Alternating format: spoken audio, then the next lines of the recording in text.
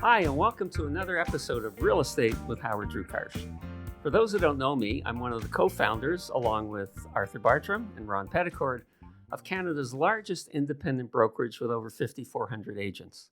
I've also been a member of the board of directors of the Toronto Regional Real Estate Board. I've been on the board of directors of the Real Estate Council of Ontario, RECO, which is the regulator, and I also sit on the board of the company I co-founded.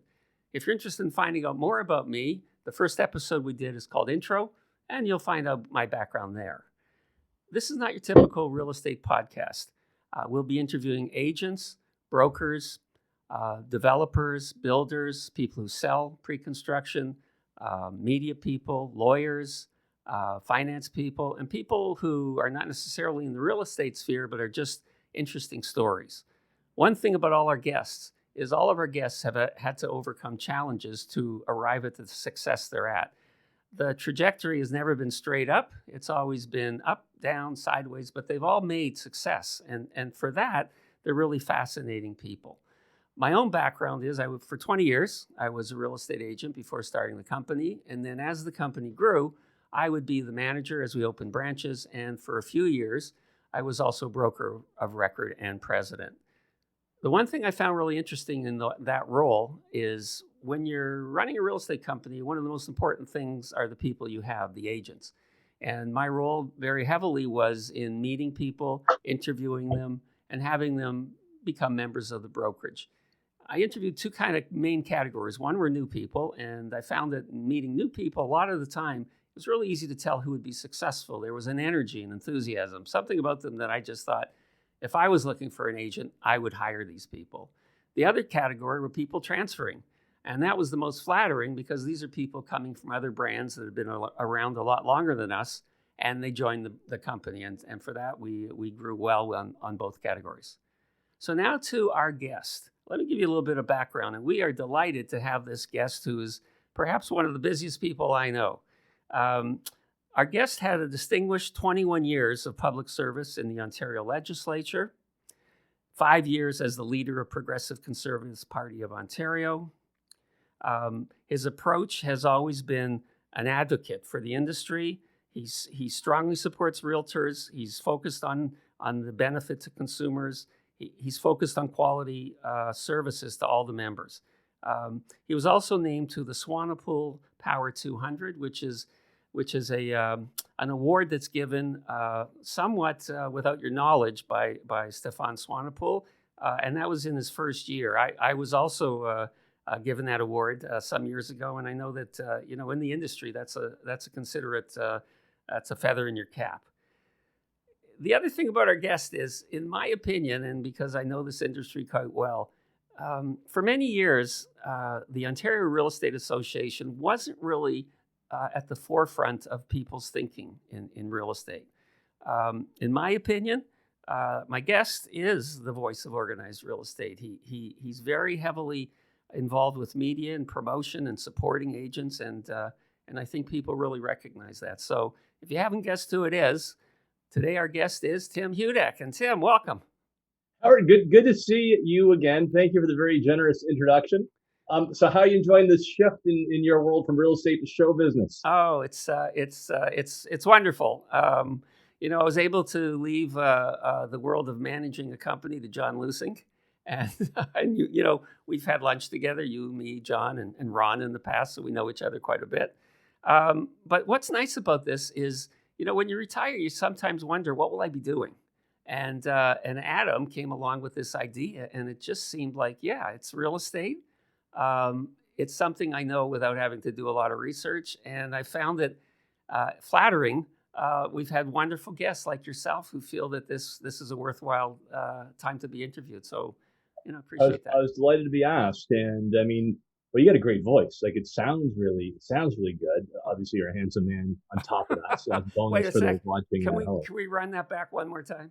But look, I mean, it's no surprise to me that you're doing this because not only do you stay on the board and you're involved in the other activities you described, but you're a builder, you're a creator, you're the kind of guy that makes things happen. You're an entrepreneur.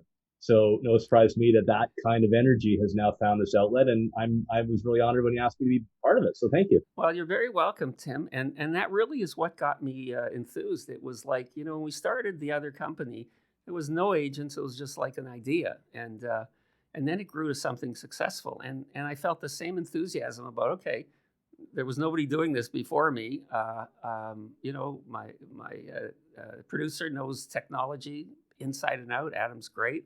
I just have to, look good, sound good for a little bit on camera, and we got a winner. so so let me move on to you, because I know how busy you are. I was trying to, normally I ask people, how did we meet? And I don't know if we met at a Realtor Quest show. Do you remember the first time we met? Yeah, I do. And I think we had met before that too, because when I saw you in person, maybe it's just because of your prominence, like I instantly knew who you were. I thought we may have crossed paths in my old job in politics, and given your, leadership role with Right at Home and with Treb Board and all that, I Maybe. think we had actually crossed paths in that world where real estate and politics come together. But most recently, it was at Realtor Quest. I was working the OREA booth there. Like a You were on the pro. Treb board. You came by to say hi. We had a really good initial chat. And I wasn't sure where you were going to be coming from, because sometimes, I'm sort of new in the business, and the Treb board was sort of this mysterious, group of folks that go in a room and then decisions come out. And sometimes with OREA, it's good relationship, sometimes not so good. So I was a little, okay, who's it Howard Phil all about? And it was a very warm conversation, and it's been great to go grab lunch with you and beer and all that kind of stuff since. Yeah, and you know what? I could sense when I met you. I think it might have the first time when you did come to the Treb, one of the Treb board meetings. I think that was it. But I could sense that you were skilled at being involved. You'd had a great career, and I could sense what you're trying to do is what anybody would try to do. You're trying to read people. You want to know, like, who are you talking to, what are they thinking about, and and get your alliances in order. And obviously, you've done a great job, Tim. So congratulations. Well, I'm nice to say, I think, when I think about the lessons of life, and I know I had to see your intro show because I'm sure you talk a lot about what you learned through your success. But, building lasting and trusting relationships has been, one of my key goals. It's what I recommend to folks. You never know how life will take twists and turns. Be good to people on the way up. You'll need them again if you're on the way down, because we'll all have a bit of a roller coaster ride at some point in our life. So I appreciate you picking that up. It has been one of my mantras, is to get to know people, understand their motivation, and see where we can work together, and try never to burn bridges. The thing you do also very well is you're very accessible. Like, I know I've watched your career. I know, how many boards are there in Ontario? 37. How many have you missed? None. I know. So 37 boards. When I first came out of the gate, when I was became CEO of REA in December of 2016, in the first couple of years, I try to visit each board in person every year. Mm-hmm. And you're the same kind of guy, right? You like to look people in the eye, face to face. Right. They want to meet around the boardroom table. They want to go out for chicken wings or meet at a real estate office, like wherever they were comfortable. I wanted them to feel comfortable, so they would choose the leadership where they wanted to meet, and it helped me build those relationships. Now, our province is huge, from Thunder Bay to Ottawa to Windsor to Niagara, so we can't do that every year. But some of the boards, the larger boards, I do see several times a year. But every 2 years for sure, I will have visited every board. And now the president, Sean Morrison, and David Oiko, president-elect, they go with me because they enjoy it too. And well, it's interesting because I agree with you. This is a business of people, and as much as we're doing a Zoom interview because it's safe, but the whole idea of the podcast was actually have people in the room. But and sometimes I wish we could get, like, if you and I could be sitting in the same room, this all different energy, right, for both of us. But when you in the role you have, I think being out there and meeting boards is just critical, because I just think they have a whole lot of respect for what you do, because that's you're representing them. Why would they not want to have the opportunity to talk to you in person? Right. And it's the best way to learn. You're absolutely right. I mean, I used to host a radio show on News Talk 1010 every week, and it was far better when the guest was there, a few feet away from you in the studio, just because you build that energy. Yeah.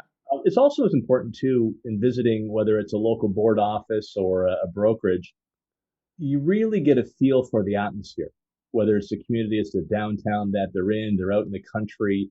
the Right. feel of the office. I mean, that's all important information. And despite the fact that it's all in one province, there are a lot of little mini cultures, mini communities. There are significant differences that are important in this business depending on where you are geographically in the province. I agree totally. And when I was involved with the company, the role where I was managing, and then after managing a broker of record and president, I took on the role of being, let's call it, ambassador of the company. So I would go. I was still involved with hiring agents, but if there was an event at one of the branches or something to do with the industry, I'd go there. And even within the GTA, the branch that's in Richmond Hill, as you know, is different than the branch that's in Vaughan. And so you do, by visiting, you do get a sense of culture, and that's a multicultural city like us. Really helpful to know that.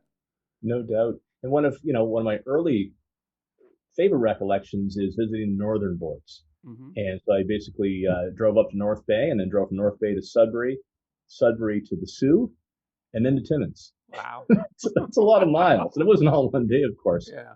but it really gave you an appreciation, since our headquarters are in Toronto, the differences between the Toronto market and Northern Ontario. And you see so much space, so much distance. So it really gives you flavor. And I look forward to, Howard, I know you do too, when this whole COVID thing is said and done or whatever, Right. to getting back out there. Agreed. So in the meantime, these are fun things for me to look forward to, and again, we know each other, so it's kind of an easy gig for me. It's not like learning about my guest. But let me go on to learning about my guests, because these are things that I ask because I think the viewers find them fascinating. In your own background, your family background, what would be the influences of your mother or your father on your Yeah. career? So I grew up in a pretty typical middle class family. My hometown is Fort Erie, so I'm a border boy. Hmm. And then the border was far more open, so Buffalo was as much in part of our blood as it was as Toronto would have been. My dad was a high school principal. My mom was a special needs teacher, and a lot of the values I got from them, a sense of family. They were both very active citizens. They were volunteers in the community, whether that's youth sports or the Knights of Columbus. My mom was part of Red Cross, so giving back. And my mom also actually was a town councilor in Fort Erie, representing a rural area called Stevensville. So at a young age, well, they weren't into party politics. Politics was part of the family. And my grandpa, my mom's dad, was a real hardcore union guy. He was a CCFer, NDPer, and he was somebody that really inspired me to think about politics and public life. Although Grandpa Dylan, Thomas Dylan, was named from Sarnia, was a little shocked when the grandson he thought would become a fellow, socialist, went to the other team and became a conservative. But I think he was still pretty proud when I got elected back in 1995 for the first time. Well, obviously, that's a great background. Politics is such an unusual career that I'm always curious what gets people motivated. And when you talk about your own background, it's not a big surprise. Your mother, your grandfather, you kind of watch. It's like people getting into real estate. If their parents were agents, they kind of know what they're getting into. I don't know Yeah, if you really know until you get into it, but it wasn't as big a surprise for you, I'm sure. yeah, and subjects like history, economics. I did my undergraduate in economics at the University of Western Ontario, and then went to the States on a scholarship, University of Washington, for my master's degree. Ah, So economics, well, as you know, it's combining sort of the business world with the way people think and the way that they act and institutions act. So you combine all of that. I always did have a drive to get involved and to try to make a difference, to be an advocate. And, thank God there's one talent that God gave me, not much else, but that's to run my mouth. So I found a good way to put it to work. okay. Well, there's nothing I respect more than humility. So, listen, these are other things I really love to ask because I kind of reference my own career. So here are the questions. How important was hard work, persistence, and luck in your? You can even go right back to your political career. Hard work, Yeah. persistence, and luck. Yeah. So, it's great timing because I'm actually speaking to some college students at Seneca next week, Hmm. and sort of on real estate, but also just good advice for hopefully success in life. And the principles I talk about are taking chances. Number two is working hard and developing a reputation for delivering. And third, I mentioned earlier, build lasting and trusting relationships. I think those are the three most important things. When I first got elected as an NPP, Howard, in '95, I wasn't supposed to win. The riding had not voted for the PC party, my party, since before I was born. Mm. So I got in largely out of luck. I was only 27 at the time. My mom was a councilor, my dad was principal, as I mentioned, but I wasn't very well known. I was just back from studies in the States. But I worked hard, and I won in a squeaker, like a three-way race, by only, I think, 1.5% of the vote. Mm. But so that was luck. I just happened to be the right guy at the right time. I actually ran because I thought I was going to lose. I said, you know what? I'll carry the flag. I'll impress some people, learn a few things, and take a serious run down the road. In the meantime, maybe I'll get a job as a policy advisor to the premier, one of the ministers. I thought Harris would win. I thought I would lose. Mm-hmm. So right place, right time. Like Woody Allen says, 90% of life is just showing up at the right time. I happened to be there. But then lesson number 2, to your point, then I worked my tail off. I went to every friggin', letter opening around town, birthdays, anniversaries. I was basically working seven days a week, long hours each day. I loved it. But then I turned that margin of 1,200 votes into 10,000 votes and got elected 6 times in total down in Niagara. So luck played a big role.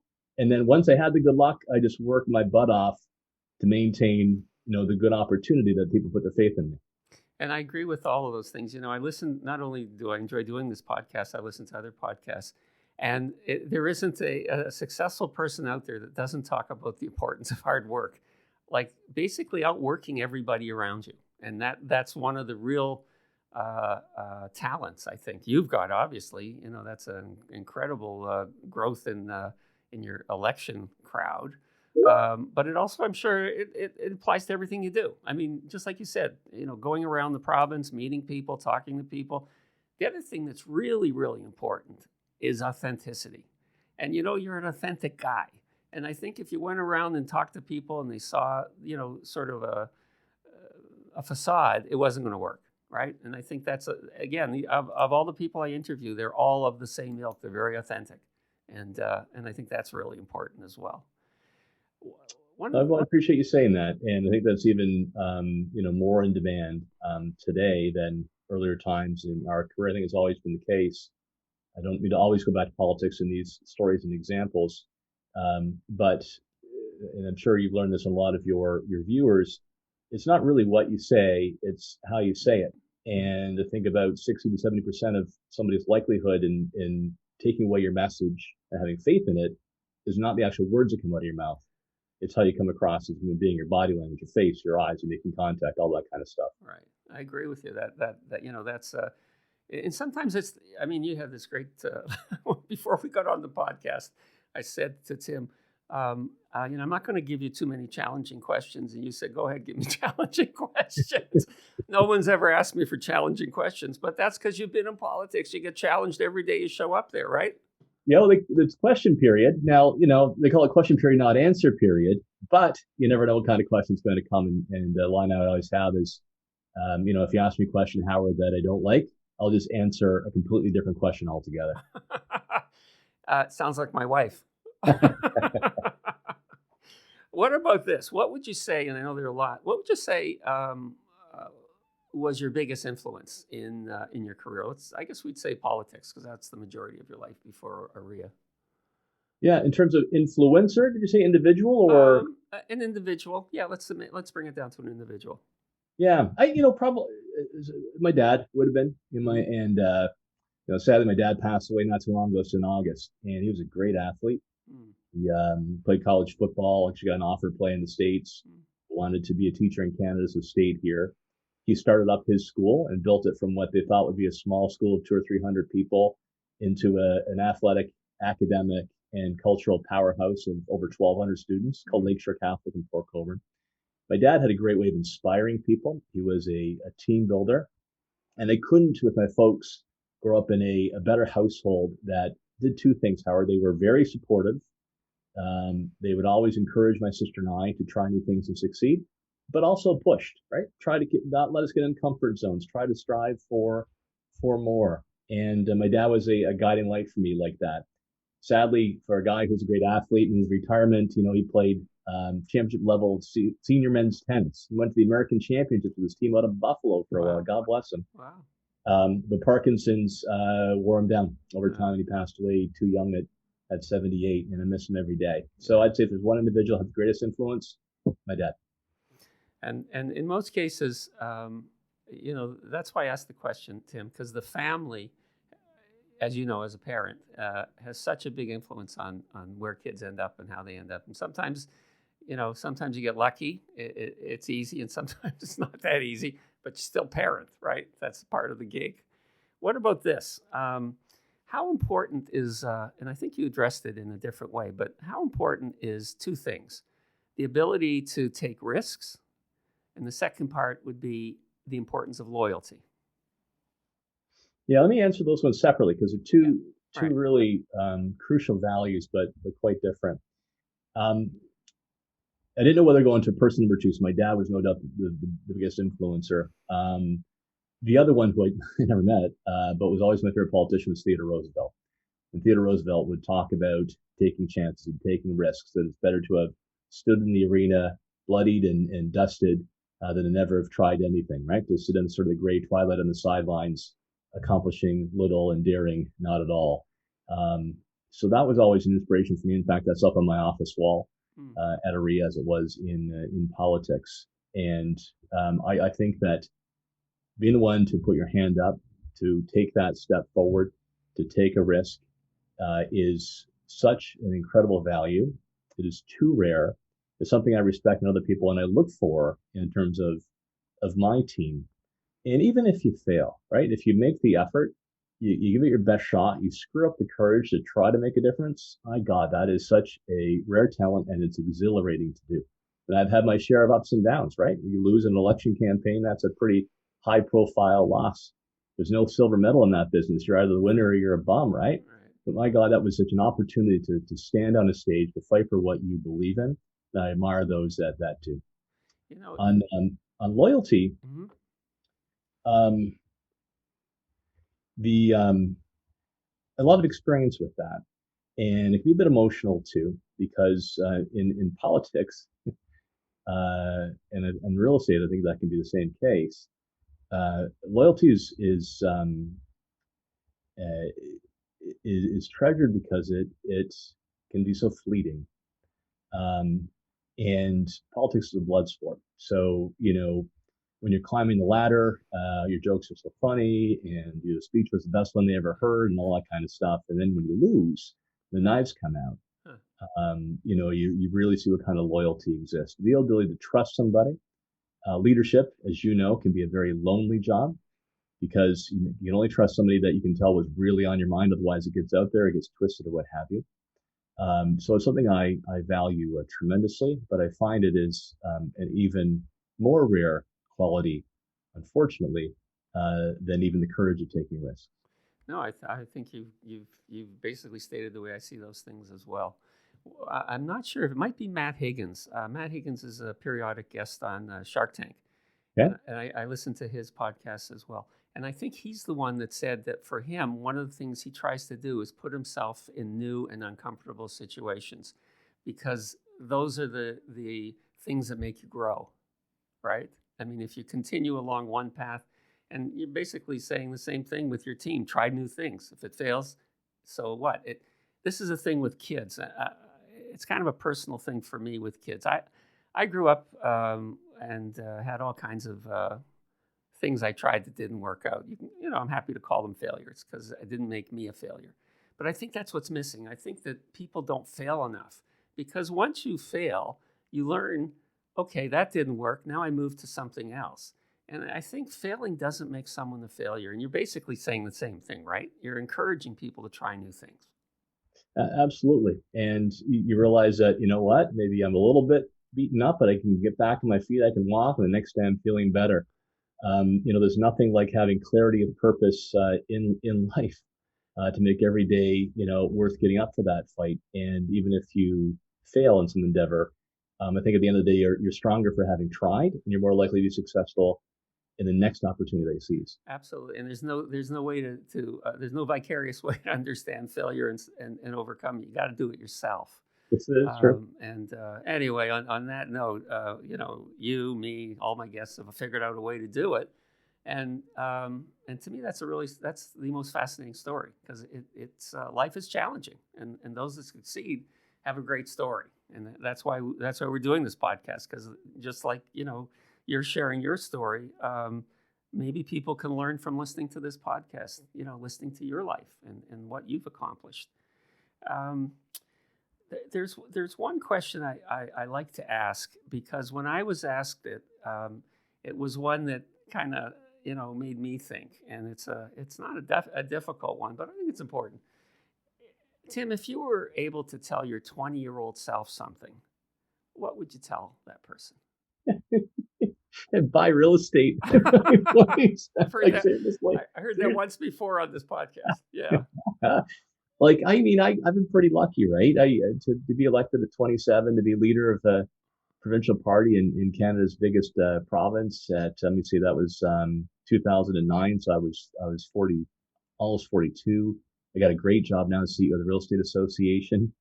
I'm laughing at this because my wife Debbie and I are talking about it, because she was smart. She bought her first house in her mid-late 20s in Toronto, right? And then when we got married, I not only got into a great marriage, but a great mortgage. When we sold the house, it went up hugely in value. So that actually is on my mind. You know what? I don't have anything big to say on that one. The one thing, if I had a chance to relive, I wish I would have traveled more at that age, right? But a little less, take a bit more risk in terms of my personal life, I think, at that age. Yeah. But career-wise, I rolled the dice at 27. I rolled the dice again in my 30s and 40s when I became leader. And, the toughest moment in my career was losing an election campaign, because I worked so hard for it. I was ready to be premier. I had ideas. I did get 2.5 million votes, but I needed a couple 100,000 more. And then deciding what to do next, because that was such an invigorating job. It was high stakes. It was stuff I believed in. And that was really exciting when OREA came along, because similarly, there's a spring in my step every day, because there's a clear mission, right? Helping connect people with a great place to call home. And it was just really fortuitous. I can tell you more about it if you like, and how it all came about. But my biggest loss was that election in my career, not personal. But coming out of it was finding another place where I'm on a mission every day that moves my heart and helps me when my feet hit the floor. This is definitely from Matt Higgins, is that one of the things that successful people have, and you just defined it, is intention. Because it clarifies what you do and why you're doing it, right? And you had it in every part of your career. In every career is, why you wanted to be in politics, why you wanted to take on the role of OREA. And I find, for me, having a new career in doing a podcast, I have my own sense of intent. What do I want this to become? And it's great. It's, I just don't know how you live without intention. You got to have that reason to do and live and get through everything. It's a pleasure the way you explain those things. So, I'd love to keep talking to you. We're finding out about each other in a way we never did before. So it's a real pleasure. And I know how busy you are, because you got about 100 assistants keeping you going. So, so Tim, thank you very much for setting time out today. I'd love to have you back in the future and another time, if you'd be willing to do that as well. Absolutely. And hopefully we can actually be in person again. Perfect. And maybe grab a drink after the show. Okay, terrific. So listen, enjoy not a long weekend, but enjoy the weekend. Stay safe, and we'll talk again. Thanks so much, Tim. Oh, you bet. And congrats on your success. This is fantastic to see what you're doing and sharing those lessons learned for success with so many people. So it's been a pleasure to be on the show. Thank you so much. Take care. Bye. I want to thank Tim Hudak, CEO of OREA, the Ontario Real Estate Association, for being our guest today. Tim has been a remarkable benefit to the industry, and we're delighted that he found time to join us. We hope you enjoyed our podcast today, and we want to thank you for joining us. And if you did enjoy it, please like, comment, and also please take a moment to subscribe. We'd love to have you as one of our subscribers. So until next time, be safe, take care of yourselves, and we'll see you next time. Thanks.